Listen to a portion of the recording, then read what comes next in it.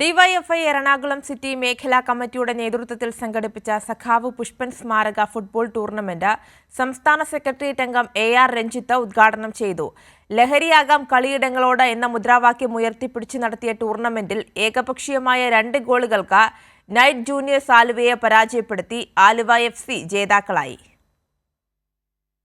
ലഹരി വസ്തുക്കളിൽ നിന്നും യുവത്വത്തെ തിരിച്ചുപിടിക്കുന്നതിന്റെ ഭാഗമായാണ് ഡിവൈഎഫ്ഐയുടെ നേതൃത്വത്തിൽ ലഹരിയാവാം കളിയിടങ്ങളോട് എന്ന മുദ്രാവാക്യം ഉയർത്തിപ്പിടിച്ച് ഫുട്ബോൾ ടൂർണമെന്റ് സംഘടിപ്പിച്ചത്. ലഹരിക്കെതിരെ ഡിവൈഎഫ്ഐ നടത്തുന്ന പ്രവർത്തനം മാതൃകാപരമാണ്.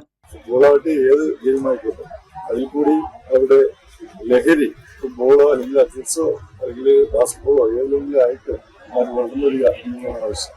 അതോടൊപ്പം തന്നെ ഇന്നലെ ഡിവൈഎഫ്ഐ സിറ്റി മേഖലയുടെ ആഭിമുഖ്യമുണ്ട്. ഗവൺമെന്റ് ചൂടുവെപ്പാവുണ്ട്. മുൻ ദേശീയ അന്തർദേശീയ ഫുട്ബോൾ താരം CC ജേക്കബ് കിക്ക് ഓഫ് ഉദ്ഘാടനം ചെയ്തു. മുൻ അന്തർദേശീയ താരമായ PP തോബിയാസ് മുഖ്യാതിഥിയായി.